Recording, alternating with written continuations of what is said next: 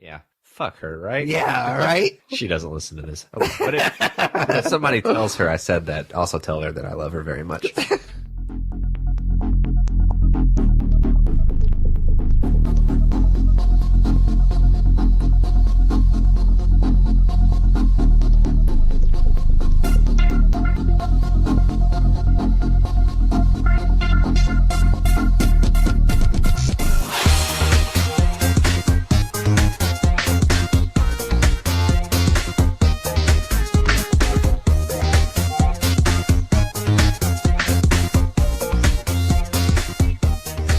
Hey guys, welcome to another episode of the Nerds You're Looking For podcast, a weekly nerd culture podcast that discusses the culture through various segments. My name, of course, is Patrick Kuhn, alongside my co-host, as always, that Tyler Hunt. How's it going, man? Doing pretty well, man. How are you? Good. I actually, as you probably know, I tried Facebook Live for the first time last night. I do know that. I think it went all right for the first time I've ever done it before. Like, I was nervous because I'm considering doing a similar thing on YouTube with the live streaming, but I've actually got to kind of test that to see what it looks like. But with Facebook Live, it's just like, if once you hit that button, you're live and you can't test it. And so it was just kind of something that we had been kicking around behind the scenes, talking about different ways that we could use it. And I think I'm going to focus the YouTube channel on more of the gaming stuff, kind of narrow our focus a little bit because it's kind of all over the place with that YouTube channel. So I was like, well, I still want to do these movie reviews and comic book day stuff. And I was like, well, maybe I'll try to do the Facebook Live stuff. And it actually turned out fairly well. It's just weird not having that like safety net of being able to edit it if you fuck up. So it's just like whatever happens, happens. Yeah. It was funny. I closed last night and I got home and I plugged my phone in and got ready for bed and whatever. And I went back and I had a notification. I'm like, what is this notification this late? And it said the nerd you're looking for is live. I'm like, well, it's not me. So yeah. It's Pat. So yeah, I hopped in for like a split second. I was hoping you wouldn't notice I did it. Yeah, I did notice it. It was a little distracting. I didn't want to get inside your head, but I just wanted to see what you were even live about. So, I mean, we're not a big page by any means, so I didn't, and it was also kind of late because I went to the late showing thinking there wouldn't be that many people there. It was actually a surprising amount of people considering that movie and the fact that Beauty and the Beast was out, and I figured most people were going to go see that. And I didn't really expect a ton from like people jumping on or whatever. And so when it happened and I saw that you jumped on, I was like, it kind of distracted me for like a split second. So I can only imagine like the big channels because I kind of have ADD. Yeah. So it's like, it was hard for me to focus on what I was doing. But eventually I would like, of course, maybe do it a little bit earlier. Maybe with the new comic book day videos, I'll be doing it kind of early evening. So maybe more people will be on at that point. So I'll need to get better about not letting that distract me, but also because one of the reasons I wanted to do Facebook Live is to kind of create more of a community so they could be talking to me while I'm trying to do the video, which is going to take a little bit of getting used to, but hopefully we can eventually get to that point where people will actually interact a little bit. Because, I mean, obviously with the podcast, it's just the two of us talking, and that's awesome, but it would be cool if we got some more people interacting. Yeah, that was my next question, was if you would entertain questions in the middle of it. I was kind of hoping that would happen, but it didn't. And it ended up being like 10, 11 minutes long anyway. So I generally talk a lot. So me answering one question probably would have been 3 minutes, and then it would have gone for 40 minutes if I'd gotten a couple of questions. So it wasn't bad that I didn't get a ton of questions, but at the same time, I'd like to kind of start that. For a very, very split second, I thought about getting on and hassling you. But I mean, that was just a very quick second, and I, of course, did not. But the urge was slightly there. I don't even know how you would do it. Maybe I would get like a Bluetooth keyboard, something like cheap, that I could keep right in front of me so I could, because I had the phone on a tripod, not necessarily really far away from me, but I would have had to reach, and then it would have been super, super awkward. But yeah, it was fun. I thought it went fairly all right, I guess. Yeah. For my first time. And so I'll probably be doing that, not next week for New Comic Book Day, because I actually have a job interview Wednesday after work. Oh. So I won't even, I don't even know if I'll go to the comic book shop Wednesday. I guess it depends on how the interview goes and how I'm feeling at the time. But yeah, so I won't be doing Comic Book Day live video next week, but definitely I'll be doing it the following week, so I'm looking forward to it. Sweet.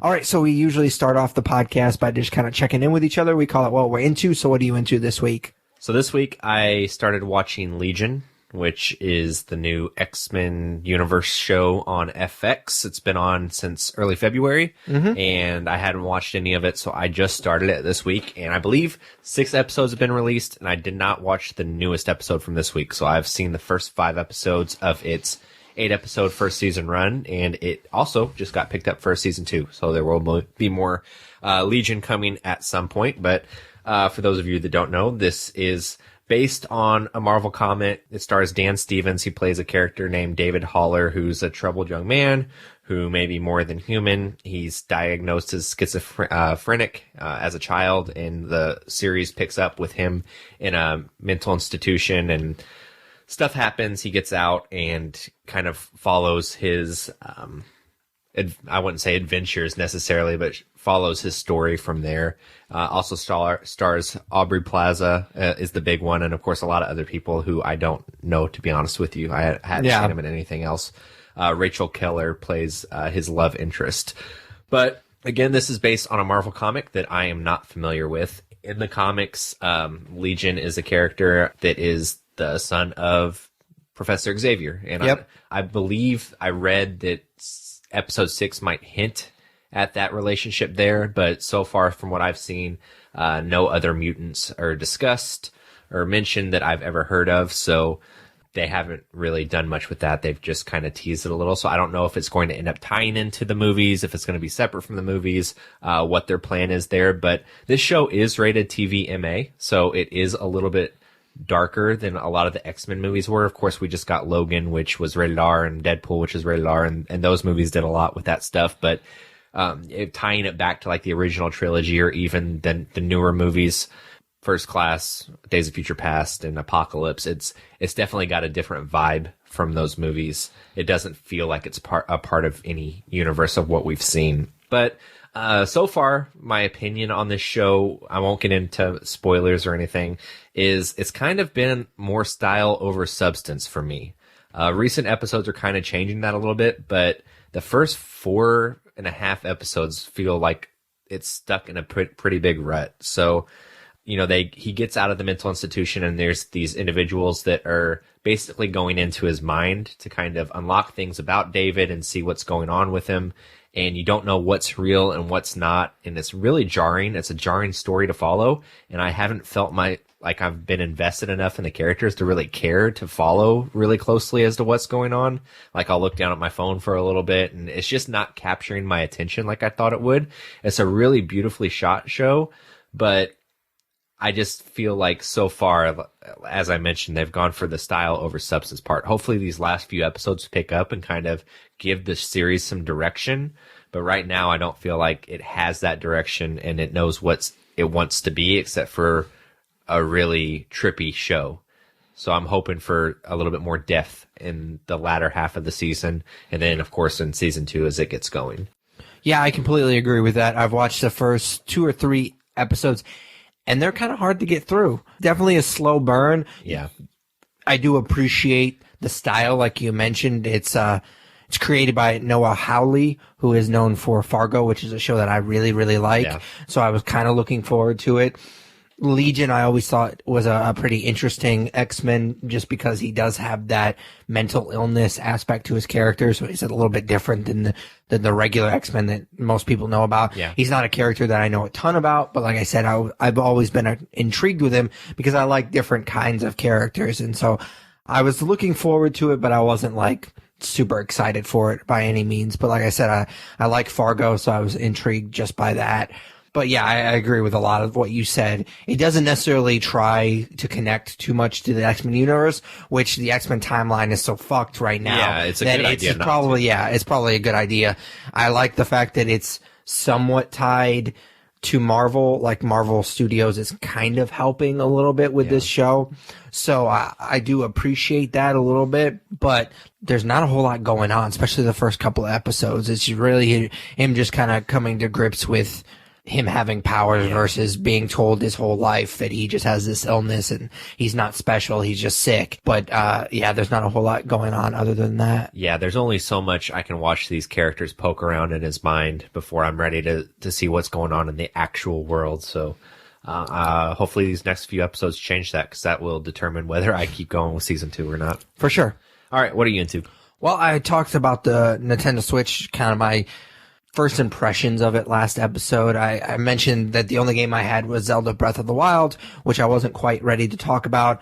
I've been doing Let's Plays for that particular game, but my Let's Plays have been more of a walkthrough, and this is an open world RPG, so there's a lot of other stuff. And I kind of tried to stick with those videos with just doing the walkthrough, just doing the main story, because I was afraid that, given my history with RPGs, that I would have a video that was like an hour long and nothing of actual substance would happen in it. So I tried to stick to just the walkthrough sort of thing, just the main story. And so I actually did something that I usually don't. I created 2 different profiles. So I created just like a regular profile for me just to play it, like most of the side stuff. And then I, of course, created a profile just for the walkthroughs where I'm just doing the story. So the one where I created for myself, I really don't play much of the story because I'm saving that for the Let's Play videos. But I've been playing a lot of this game, and I finally have gotten to the point where I feel like I can talk about it, because I've put probably at least 30 hours into it the last week or so since it's been released. I'm not by any means close to it. I think I'm probably halfway done with the walkthrough so far, but I've played all this other side stuff with my other profiles. So I feel like I have enough knowledge of it to kind of give my sort of review of it. So I'm going to start off with the few things that I didn't like so far. The big thing that kind of jumps out at me, being a Zelda fan and playing a lot of these games, I haven't played all of them, of course, but I've played several of them, is the fact that it doesn't seem like it's as difficult as the past games have been. It seems like they kind of, I don't want to say dumb it down, because there are aspects of the game that is difficult, but when I was a kid, I played Ocarina of Time, and that was, to this day, the single most difficult video game I've ever played in my life. Really? It's tough. Like, that water temple is ridiculous. And some of the other games like Twilight Princess and even Minish Cap was pretty difficult. Like, at least the puzzles were difficult. And this game, it seems a lot easier, which is disappointing. Just like I said, I think I expect too much with Zelda games. I'm not breezing through it by any means, but it's not as difficult as I thought it would be going into it.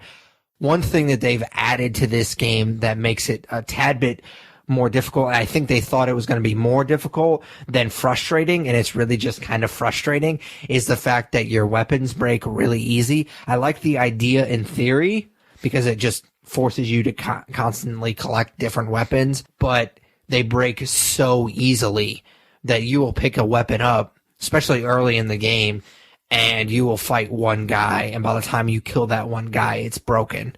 And so you don't have much inventory as far as the weapons are concerned. So it's like you're constantly picking up and dropping weapons, and it just seems like it's just that endless cycle of picking up and dropping. And it's just very frustrating, especially when you get a weapon that you really like. You go an hour of playing the game and then it breaks. Now, some of the better weapons, some of the kind of the legendary weapons that you get for doing certain quests, you eventually can repair, but you have to get a lot of items to bring it to this person to repair it. So yeah, some of the better weapons you can repair, but it's still really, really frustrating. I think they thought they were making it more difficult, and really they just made it more irritating. All that being said, I do love open world games, especially RPGs, and you throw in the fact that you have this open world that's Hyrule, which is a place that I've grown up with playing all these games. And so it's just really cool because it's one of my favorite types of games, but then it's also kind of one of my favorite video game franchises. So I get a lot of joy just out of that. Plus, it's a Zelda game, so they put like a ridiculous amount of detail into this game with the climbing. You can climb in this game, but you only have so much stamina. Plus, when it's raining, you slip and fall, and that's kind of cool. Like when you're walking around and trying to be stealthy, when it's raining, it's muddy, so you can be a little bit more quiet. Cooking, You can cook, like you can hunt and kill these animals and then you cook them, but you have all these different ingredients and you can make different things that help you with your stamina or your stealthiness or just your health in general. There's a lot of collectibles, more than I think any other Zelda games ever had. There's shrines, there's these seeds that you can get that apparently help with your inventory. And I was thinking, like, the other day I was like, oh, well, I got like 5 or 6 of them. I was like, I wonder how many there are because I'm getting quite a few of them now. I looked it up. There's 900 of these seeds. That is goddamn ridiculous. I mean, they don't take very long once you find where they are at to do the little mini game and get it. But still, it's pretty ridiculous. Like one of them, you just roll this rock down this hill and it falls into this hole and you get it. It takes like 10 seconds, but still there's 900 of them. Yeah, that's ridiculous. And there's just so many different armor sets and weapons that you can collect. So the replay value on this is absolutely ridiculous. I don't think it'll ever be one of those games that I 100% because it's just ridiculous. Like if you just played through the story, I think you probably only are like 40% of the way through this game because there's so many collectibles. No, that sounds intense, and it also sounds like a game I'll never play. So, no, I mean, I know you have your reservations about the Switch, and I know it's not a franchise that you're necessarily into, but yeah, man, like we talk about, especially with a nerd favorite, it seems like every year we kind of talk about our game of the year, so to speak. Yeah. And I have a hard time thinking that there's going to be a game that comes out, maybe Injustice 2 or Red Dead Redemption 2, but I have a hard time thinking that there's going to be a game that I'm going to enjoy more in 2017 than I've enjoyed this game. Maybe I'm putting lofty expectations on a game that we know nothing about yet, but I have a hard time believing that it's going to be better than Red Dead 2. I really enjoyed that game. As much as I got to play, I'm not going to share that story again. But yeah, I'm really looking forward to that game. But this is essentially that game in a franchise that I grew up on. Yeah, I love Red Dead, but it's Zelda, man. It doesn't even compare to Zelda for me. I will say with the Switch, it's disappointing that I love that this was a launch title, but there's nothing else right now. Like, even if I only played Zelda, like that was my entire life for the last 2 weeks and I was done with it, there's nothing else I can play right now. Like, 1-2 Switch, from what I understand, has its problems, and I think they wanted it to be their, like, the Wii Sports, and it's not going over well. Like, I've read a couple of reviews because I want another game for the Switch, and it doesn't seem like that's any good. I know, what is it, Bomberman has had its problems. There just really hasn't been that many good launch titles for it. I'm really looking forward to Mario Kart, but other than that, I mean, there's nothing right now. Yeah, no, that's a true statement. All right, so our next segment is just plainly called Comics. Tyler and I read a ton of comics each week and like to spotlight one or two. So what'd you read this week? So I was probably 8 or 9 issues behind on Black Widow, which is a series that I've talked about a couple times and talked about really enjoying. So it was disappointing I got so far behind on it, but I did get caught up this week. Once again, this is a comic that's co-written by Mark Waid and Chris Samney, and Chris Samney also does the art for it as well. I really wish, like I said, that I hadn't got as far behind on it because it was right in the middle of a great story arc that I just quit reading. And again, it was just the hectic part of the year for me at the end of 2016 that caused me to get behind, but I'm really glad to have gotten back into it because every issue that I read this week just delivered great quality to this story arc. So in this particular arc, it really centers around Black Widow infiltrating the place in Russia where she was trained as a child. It's called the Red Room, but they're not calling it the Red Room anymore, and I apologize. I don't remember what it's called in the comic now, but a lot of cool things happen throughout this story with her past, and it's always just really awesome to see this in her comics because she's such a flawed character due to her upbringing as an assassin, and I think that that's where the most interesting parts of the character lays is the way that she was raised. There's some really good stuff with the headmistress that made Natasha the assassin she was or is, and another villain emerges via the headmistress that's pretty intimidating. It's her daughter that is named Recluse, I guess, with going along with the spider thing. Yeah.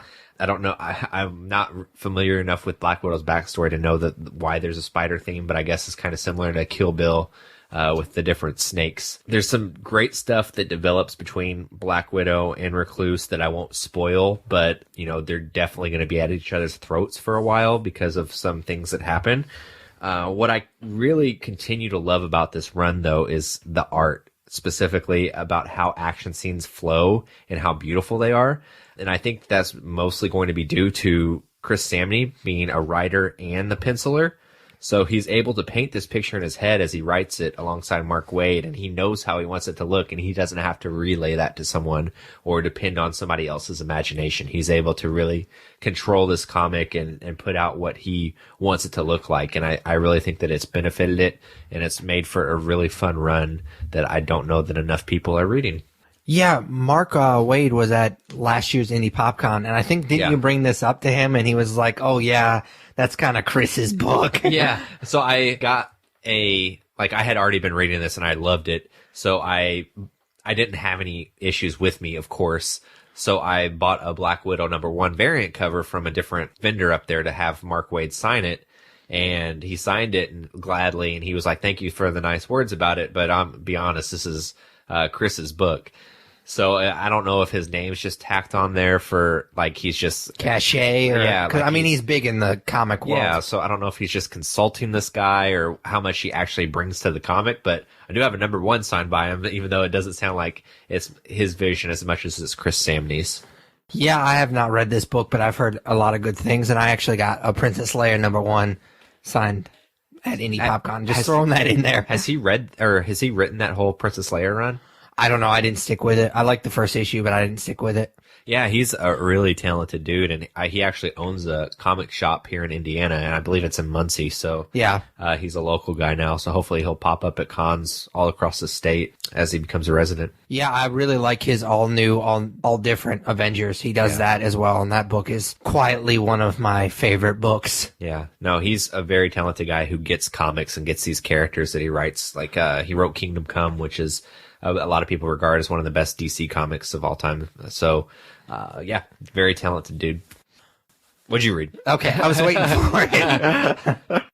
Yeah, so I read American Gods #1, which is based on the bestseller by Neil Gaiman, who also helped with this book. He's not the official writer or scripter or whatever you want to call it. It just kind of, I think he just, like you said with Mark Waid, I think he just consults on it. I'd heard some great things about the book itself, not the comic book. And I kind of told myself when I heard that they were making a comic book out of it, I was like, okay, well, I want to read the book first. Yeah, that didn't happen. And you couldn't even find time to listen to it? No, I did not. Well, when I say read, that's what I mean. Is I listen. I wanted to listen to it. But yeah, I didn't do that. This is being put out by Dark Horse, which is a publisher that I don't read a ton of stuff for. They had a Weird Detective that I liked that kind of, I don't know what's going on with that because I haven't seen an issue of that in a while. It's actually, American Gods is actually going to be a TV series on Starz starting soon. So I don't have Starz, so I probably won't catch that, but it looks interesting. For those that don't know, it centers around a convict who, shortly before his release from prison, his wife dies and some weird shit starts happening to him. Is that on the back cover of the book? Like, it explains what it's about? No, I mean, I read the comic book, obviously. I like to synopsis it a little bit.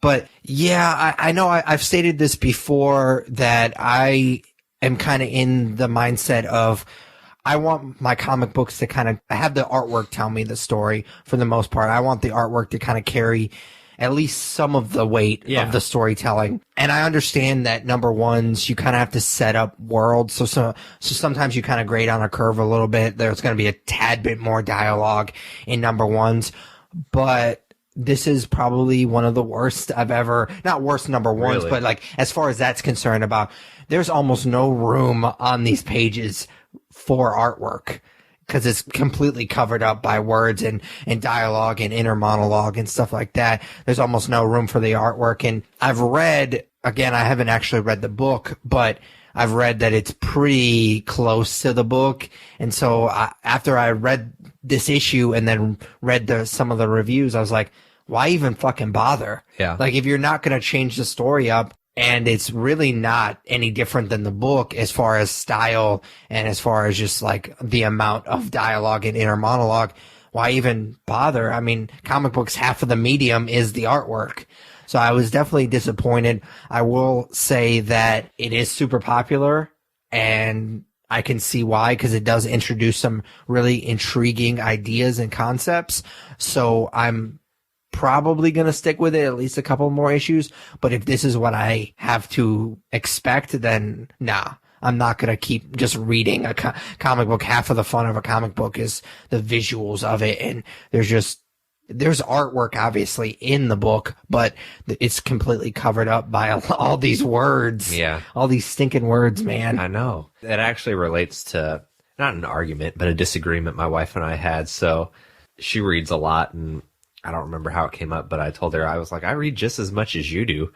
And she said, no, because you read comic books. And it's like, well, that's still reading. Yeah. Like, there's words I read. And she's like, yeah, but there's pictures. So I think you're probably a little biased in that regard. But, I mean, reading comics is the same as reading, right? I mean, you're still physically reading. Yeah. There's just not as many words.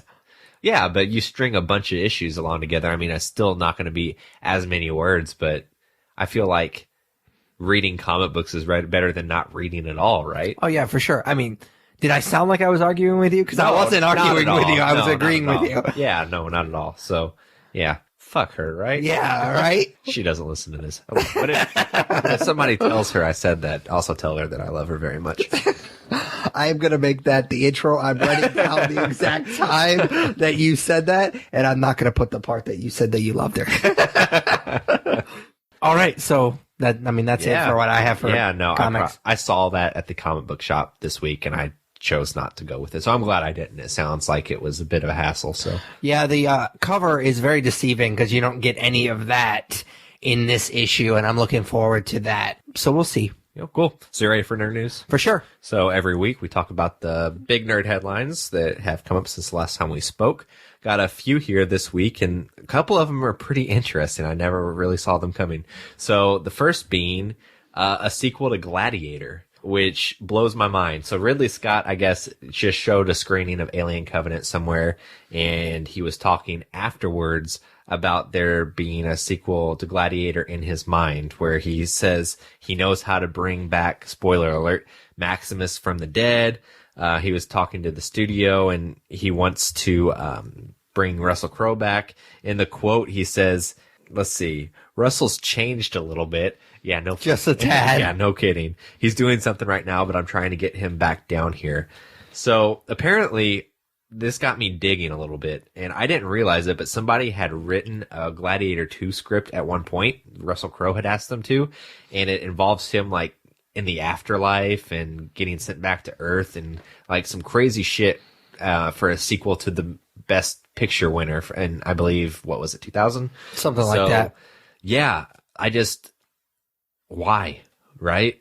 Especially at this point. Like, if you say that he never died, which I would find it hard to believe, like, I just don't know how you do this movie, and it blows my mind that this is, like, at the forefront of Ridley Scott's mind. Well, maybe not the forefront, obviously, he's pretty involved in Alien right now, but, like, this is something that's going around in there. I mean, he's made some poor choices before, so... Yeah, that's what I'm thinking, is that he's made some poor choices with some new things that he's tried, and he seems to be wanting to go back to some of the stuff that he had success with. Yeah. So that maybe that has something to do with it. But why even mess with that movie? No, I don't know. I mean, it's just some movies are just, that's it, man. I mean, you made the perfect version of that movie. You're never gonna... You already made the Dark Knight version of that movie, so why even try to go back to it? Nobody's jonesing for another Gladiator movie because that story is so... There's such a finality to it. So yeah. I don't know. It just blew my mind when I read that. Let's see. So they are going to reboot The Girl with the Dragon Tattoo. Yep. They're going to release a new one on October 5th, 2018, called The Girl in the Spider's Web, which apparently was one of the later novels that was published by a different author, because I guess the author of the original trilogy died. Yep. I have not read those books, so I'm not exactly sure how it fits into the story. I've read the first two. Yeah, so you might know more than I do, but they are going to be releasing that, and they're currently looking for new Lisbeth. Yep. I would be pretty sour on this, but the director that they announced kind of intrigues me. So Fede Alvarez, who directed the Evil Dead reboot that we both liked, will be directing this movie. So I'm kind of curious to see what he does with it. I wish that they would have continued the David Fincher version because I did like his Girl with the Dragon Tattoo, but I guess it's just a property they don't want to let die because those people won't come back for it or whatever. Well, I thought the problem with it was that it just didn't make enough money. That could be too. And of course, I forgot to mention, in addition to that Evil Dead movie, he also made Don't Breathe, which I think we both enjoyed for the most part, except for when it got a little semen-y. Yeah, that was weird. But I'm definitely intrigued by this. Also disappointed, like you. I really liked that movie more than I think most people did. I think it's definitely underrated. David Fincher obviously has a certain tone to him, and I think it kind of fits those movies really well. And I really, really like the second book, so I was kind of looking forward to seeing that done by him. And unfortunately, that's not going to happen. Yeah, I want to say that the year that movie came out, it was in my top 10.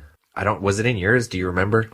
I don't know. I think it was an honorable mention. It was before the podcast, obviously. Yeah. So I usually just did one on Facebook, so I might be able to dig that out. It's hard to believe that there was a time before the podcast. Yeah, I know, right? Let's see. 2 more here. This one, I hate even bringing these stories up because I'm just volleying it to you to shit on DC, but DC's following. Man of Steel 2 it's been talked about a little bit over the years. They're eyeing Matthew Vaughn to direct it. Apparently at one point he was attached to a Superman movie before Man of Steel and it just didn't work out. But I guess when he had been talked to about Man of Steel, he said that he would have made it lighter, which seems to be the concern with a lot of these DC movies. So I know that you're not a big Superman fan, you're not a big DC fan, but for me, I'm not the biggest Superman fan in the world. I do think that it's a character that's a little overrated, but if there were to be another Man of Steel movie made, I think that Matthew Vaughn is the guy to go to because the comic book movies he's made, I've really enjoyed. Kick-Ass, Kingsman, X-Men First Class. He seems to be a comic book fan and really captures the characters well, so I'd be really excited about a Man of Steel 2 directed by him. Yeah, for sure. I mean, I think he's a talented guy. I really dig his movies quite a lot. I wasn't a huge fan of Kick-Ass, as you are, but yeah, I think he's a good choice. I just don't think the character's all that interesting, so I'd be intrigued to see what he could do and kind of polish that turd. Let's see. Last one. So the Venom movie is going to happen. And it's going to be released like The Girl in the Spider's Web in October of 2018. Sony has announced it. It had been said that one of the guys that wrote Star Trek, I forget his name, Kurtzman, he was going to be the director of it, but apparently that was not true. So it doesn't have a director yet. It doesn't have a star yet. It only has a release date in a year and a half. So it seems like they're going to throw this thing together. I guess Scott Rosenberg, who worked on the new Jumanji movie, and Jeff Pinker, who just wrote Dark Tower, which is coming out this year, are writing the script, but it will be coming in October 2018. I think that we've both talked about this a little bit on the podcast before, but I just don't see how you do a Venom movie without it going through Spider-Man first. Yeah, I mean, when is Sony gonna learn their lesson? You finally have this deal to bring in Spider-Man into the Marvel Cinematic Universe. You're giving fans exactly what they want instead of trying to make your shitty Spider-Man movies. Yeah. Which, I mean, we'll go back and forth. I don't think they're shitty, but some of them are. But why even do it? Why even? Yeah. I don't even understand the thinking. Well, I understand it's going to make some money. That's why they're going to do it. But you don't have Venom without Spider-Man. Yeah. And if it's not going to be connected to the Tom Holland Spider-Man, are you going to have a separate Spider-Man? I'm sure it's going to be in the same universe, but there's no way that Tom Holland's in this movie in the black suit or anything. No. I actually, what I read was it wasn't going to be connected at all. Well, so are you going to have a separate Spider-Man? Because you can't have Venom without Spider-Man. Yeah, and that sucks because then that means that we'll never see Venom in the Tom Holland universe. Yeah. Or if we do, it's going to be confusing, and I didn't read that, so that's even more disappointing to me. I wonder if Marvel is just shaking their heads right now. Like, we gave you guys an olive branch and you are fucking it up right now. Yeah. I mean, what can you do? I mean, when are they going to learn their lesson, basically? This movie a flop, and they'll be like, all right, I'm sorry, Marvel, please help us with Venom now. So, I mean, we'll see what happens with this. I have a hard time believing that they make that release date, though. That is all I have for nerd news. All right, so next part of every episode is just kind of plainly called our main topic. We review a lot of movies, and so we're going to continue reviewing a movie. This episode, we are going to review Beauty and the Beast, which of course is a live action adaptation of the 1991 Disney classic. It was directed by Bill Coden, I think is how you pronounce his name. He is most known for Dreamgirls. It stars Emma Watson as Belle, who, in order to save her father, imprisons herself in an enchanted castle with a beast and his strange servants. So, I hadn't seen the animated version for a really long time. My sister loved it when we were growing up, and I kind of dismissed it as kind of a girly movie. Yeah. I mean, it's about a love story. My sister liked it, and I didn't really remember a ton about it other than that, as I kind of always chalked it up as a girly movie. But then you let me borrow it last week. My wife and I watched it before we went and saw this remake, and it's a lot darker than I remember. I mean, it's not dark by any means, but I mean, the beast for an animated creature is somewhat scary, and there's a couple of wolf attacks that are pretty tension-filled scenes. So, yeah, I was actually surprised at how much I liked it, and I kind of wish that I had not chalked it up as such a girly movie when I was a kid and kind of just appreciated it for what it was. Yeah, so I'm in the same boat there, believe it or not. Like, I think that I warmed up to it in the previous years quicker than you did. But whenever I was growing up, I had seen it because I have a younger sister, and that was the kind of movie she watched. But we've talked about how Disney influenced us as kids, blah, blah, blah. And I was more into Jungle Book and Robin Hood and Aladdin. Sure. I never voluntarily, I think, put in Beauty and the Beast until I started watching these movies again as an adult. And for me, it's become one of my more favorite movies over the years. And I think that it's because I relate to Belle more than I ever thought I would. Not because I'm in love with the beast or anything, but because she lives in this... And you have a vagina. not because of that either. She lives in this shitty little town where people hate progression and things like reading, and meathead athletes like Gaston are worshipped, and, all Belle wants is more out of life. And it's very parallel to my feelings on our town that we're in right now, Evansville, sure. And what it was like growing up here and going to high school at a very sport-heavy high school where the meathead jocks are worshipped like gods. And that being said, I was very excited going into this movie, and I talked about it before. I'm 100% on board with these live-action reimaginings, and so I went into it with a very different mindset than I would have had, 20 years ago. Yeah, so the first thing that we always talk about with these movies is just kind of a general overview. We call it broad strokes. So how'd you feel about this adaptation? So at what point are we going to talk about the controversy going into it? I figured we'd save that for the story because I think it ties in well with the story. Okay. But, we could talk about it now if you'd like. Get it out of the way. I just, going into the movie, we'll save it for story. Okay, That's cool. Fine. So, put pretty simply for broad strokes, this movie, for me, was a lot of fun. It captures a lot of the heart of the original, but, of course, falls short of the benchmark that the original set.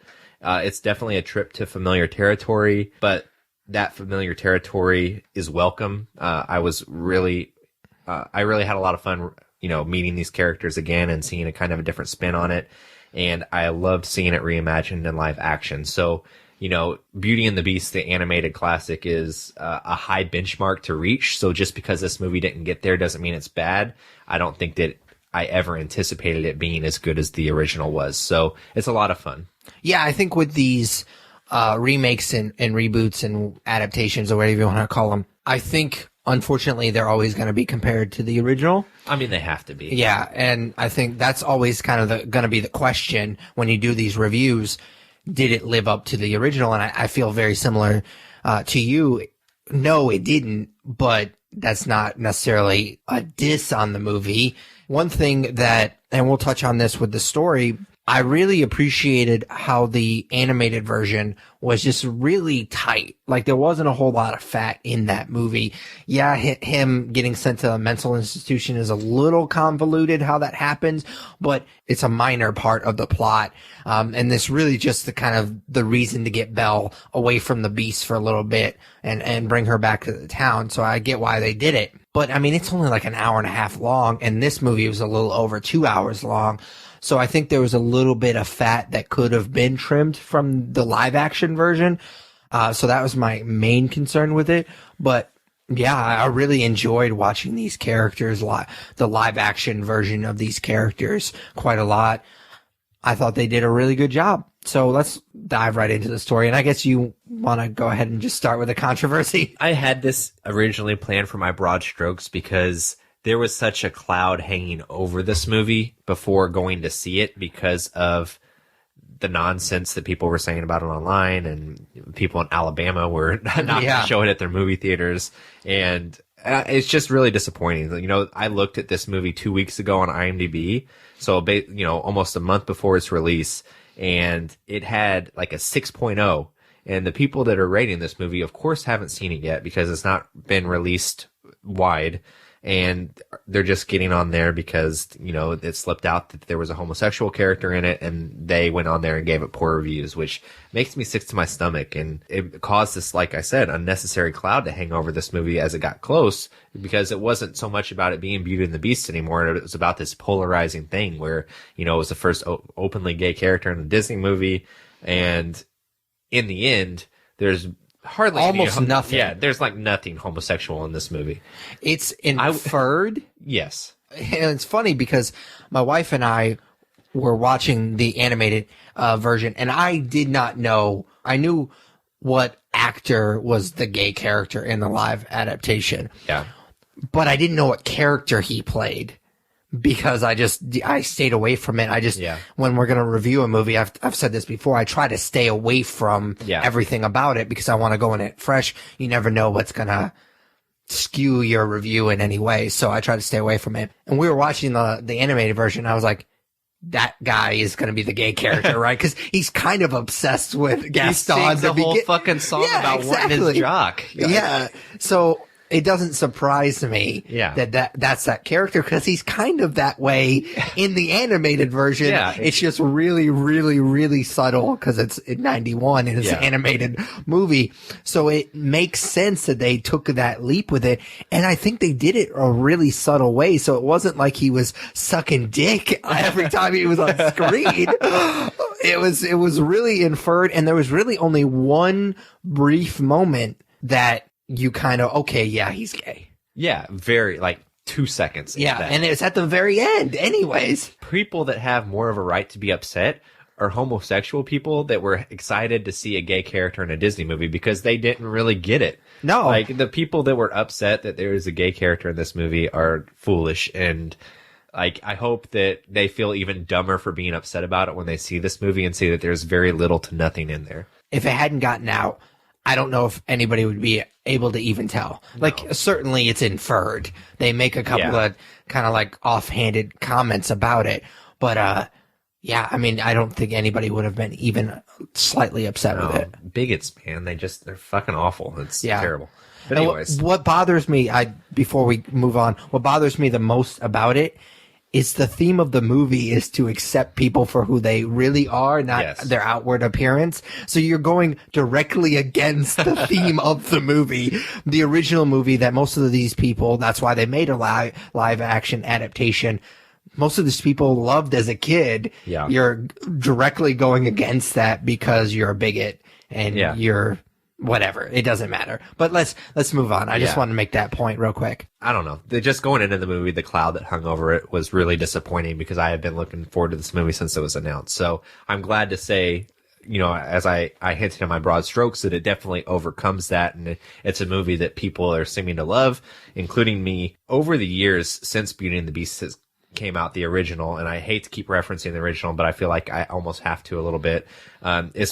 People have kind of soured on it from what I could tell. Like, it's been jokingly referred to as a bestiality movie, and a story about Stockholm Syndrome. But for me, going into it, that's much deeper than a love story between a buffalo and a cute girl. It's a story about redemption and finding yourself and courage and being yourself in the face of adversity, like you said, about beauty on the inside. And that's why I've kind of grown to love it as I've gotten older, like I mentioned in the broad strokes as well. So for me, it was obvious looking back on it why this movie was nominated for Best Picture before the animation category was introduced. It's very apparent that it was very deserving of that. So for the movie we're reviewing now, I can't really fault it for what it did with the story too much, because it's an adaptation of one of the best stories of all time. So it did make the occasional change here and there, which I'm sure we'll talk about more. And there were a lot of them I liked. There were a few that I didn't like. One in particular that I think that really enhanced the story and made it, I can't say believable because it's not believable in any way, shape, or form, but the Enchantress makes it so that nobody remembers the castle or the people in it, which I think adds to it, the story quite a bit. The only complaint I have story-wise is, well, not the only complaint, but one of the complaints I have is with Gaston. So Gaston is one of my favorite villains of all time because he's funny. He's a funny villain. He's a dumb meathead that's full of himself, and it's kind of just hilarious to watch him and watch them sing that song. And you get some of that in this movie, but at the beginning of it, he didn't really seem that villainous to me. Like it's a progression, and I'm guessing that that's what they were going for. But what I love about the original story is that he just comes in swinging like this, big dumb oaf. And at the beginning, he's kind of, courting Belle, and I wouldn't say he's sweet about it. I mean, it's a little aggressive, but he doesn't come across as the villain that he is at the end of the movie. So that kind of caught me off guard. The one character I think they did a lot better job in this movie with story-wise is the Beast. I liked that they did much more with him and used his backstory to develop his and Belle's relationship so that it makes a little bit more sense that she would fall in love with him so quick. That was another addition that they added. There's a scene where they use this magic storybook to go to Paris briefly. And while some of that could have probably been trimmed, I liked that they added more of the Belle Beast stuff because, again, it makes it more believable that these two would actually fall for each other, as opposed to, you mentioned the original's an hour and a half and this one's 2 hours. It adds more depth to the relationship, which I appreciated. I don't know if this belongs in story or not, but one other thing that I didn't like very much was how the animated cast looks in human form. I don't know if it was supposed to be silly or if that's what French people looked like back then, but it was hard to root for those characters because they looked so dumb to me. I don't know what it was, but I didn't like the costuming. Well, I think I might disagree with you slightly on the Beast's backstory. Oh, no. It was, I liked the Beast's backstory, so I agree with you there. It was Belle's backstory. I didn't really like that much. I didn't think it needed to be in there because in the original, she doesn't have a mom. Like, you just don't ever see that, and it's never explained. And I don't know if they just thought that was a plot hole, but I don't think so. Like, I don't think you necessarily need that. And so to add that extra connection with them, that they both lost their mom, like, it didn't work for me. It's kind of like a Martha thing, right? In Batman v Superman. Yeah. Like, no, I agree with that. I don't think nobody was ever asking where's Belle's mom. I mean, we've all seen enough Disney movies to know that almost every character in every Disney movie is an orphan or has lost a parent. So yeah, I agree. I don't know that was needed. So I think we're on the same page there. The Beast stuff was good. The additional Belle stuff, not so much.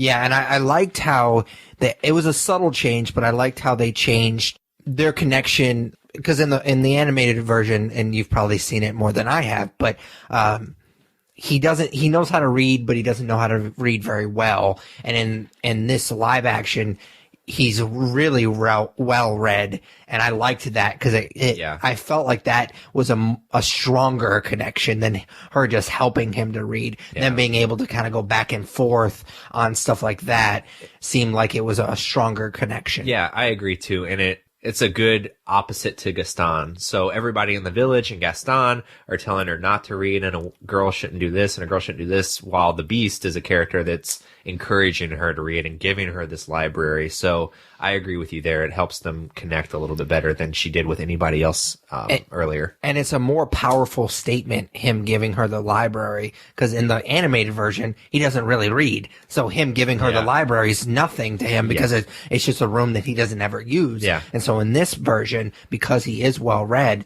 it is a bigger deal. It's a bigger gesture on his part. So I appreciated that. Yeah, I think we're pretty much on the same page. I mean, most of it's pretty beat for beat. They do add that stuff that we just talked about. But for the most part, I mean, the Enchantress stuff, like you said, it was good. I knew immediately who the Enchantress was once you see her. Yeah, for sure. It was. They don't add stuff like that in the movies for no reason. I thought that her and Belle's dad, that little thing was weird. I thought that they were going to go further down that road. I thought it was going to end up being Belle's mom or something. Yeah, and I was like, please don't. And luckily they kind of pumped the brakes a little bit. But I thought her dad and Gaston stuff was, I didn't really like that very much. Yeah, I wish for that part they would have stayed true to what happened in the animated movie. So he comes into the bar and he's raving about the Beast, and they say they're going to help him. Then they kick his ass into a puddle. Yeah. And instead, on this one, they kind of go with him.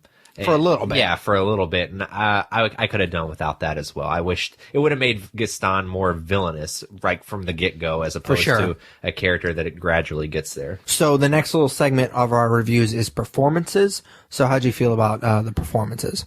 So I thoroughly enjoyed most of the performances. I thought Emma Watson and Dan Stevens were both great as the title characters. I didn't really know what to expect from Dan Stevens because I hadn't watched Legion yet, so I wasn't very familiar with his work, and I thought that he was like pitch perfect as the Beast, and Emma Watson is great as Belle. For Josh Gad and Luke Evans, I thought they were great as well. I was really worried about Luke Evans playing Gaston, because in the movie in the animated movies, he's just like this hulking guy, and Luke Evans really isn't. He's in good shape, but he's not like The Rock or something. Yeah. So, but he really carried himself really well, and apparently he's a great singer. I thought that he was great, and Josh Gad brought a different dimension to LeFou that you don't see in the animated version, so I really liked him as well. I've kind of gone back and forth on Ewan McGregor and his French accent. So it's not great. He's talked about it at length in a lot of the interviews he's done, that he did it and it came across as more of like a Spanish or a Mexican accent, and he re-recorded things. And I didn't think that it was very bad, but the more I listened to his version of Be Our Guest, the more that I appreciate what Jerry Orbach did in the original version as Lumiere. And, as I'm going through all this, I really don't have many complaints about the performances. I'll say that I don't think anybody necessarily reinvented any of the characters and made them their own, except for maybe Josh Gad. Not that I'm sure that I would like to see a ton of changes, but nobody strayed too far off the beaten path. Yeah, I will add that I did like Emma Watson. I think she was cast really well. I thought maybe she was a little flat in a couple of spots. Like, it just doesn't, like with the animated version, those are the songs that I know, and it didn't quite pop as much in the live action movie. But other than that, I really enjoyed it. Are we going to talk about the music in its own section? Yeah, I thought the next section, I had in my mind kind of combine the creature design. Sure. We're going to talk about how these characters looked in the live action versions of them, and then kind of the songs in one little thing. Cool. So as far as the creature design, I didn't really have too much of a problem. The clock looked a little weird for me, and the dresser or the wardrobe was super weird. I did not like her at all. Yeah, I don't know. I've gone back and forth, because whenever they first started showing trailers and releasing pictures of the creature design, I wasn't a fan. But I don't know what I would have necessarily wanted to begin with, because if you do it too cartoony, it comes off as really fake. Not that anything about the story is real, but I think that the creature design could have been better, if I'm being honest. it was hard to find these characters lovable because they looked just like a candlestick or a wardrobe or a piano. So I don't know. Yeah, I wasn't a fan of the creature design, I guess. So the songs now, they have all of the big ones. Yeah. Be Our Guest obviously is the biggest one, at least for me. I guess Tale as Old as Time is another big one, but they added a couple, and I'm curious to hear what you have to think about the ones that they added. So I downloaded the soundtrack, and I've been listening to it, and I'm really digging most of the songs, and I'm digging the spin they put on the classics. Like the Gaston song is probably my favorite, and I love what Josh Gad and Luke Evans and the chorus did with it, and the choreography in that song is a lot of fun. I thought that Be Our Guest fell a little short. The animated version will live on. Belle was good, but you're talking about the new ones they added. The only new one they added that I like is Evermore, which is the song that Beast sings after Belle leaves to go back to her father in the village. I thought that Dan Stevens sang that really well, and it was a pretty decent song. The other ones they added in, there's one that's kind of like a flashback of the Beast and the characters before they were turned into inanimate objects, and that song I could definitely do without. And then there's a really short song that Kevin Kline sings that didn't really need to be in there. That's how I felt about all of the added songs, where they just don't need to be in here. So I've never seen the Broadway musical, but I thought I read that one or two of the songs was from the Broadway musical. Oh, really? And I can't attest to that. I didn't do research on it, Per usual. But I had heard that one or two of the songs from the Broadway musical were being brought to this movie. So Evermore could have been from the Broadway musical. I don't know, or one of the other songs I'm talking about. So I'm not sure. So one last thing, at least for me, before we put a star rating on it. How annoying was that little bit at the end where she was like, "Oh, you want to grow a beard?" and then he growls? That was like, I literally cringed when that happened. Yeah, that was bad. That made me cringe. And I don't like that she told him to grow a beard, because that means that she was sexually attracted to the beast. and I think that's the whole point, is you're attracted to what's inside and not the actual fur on his face or whatever. So yeah, I cringed thinking about that as well. Yeah, it was really bad. Like up until that, well, I mean, there was obviously things I didn't like about this movie, but for the most part, I think it hopefully came across as positive, both of our reviews.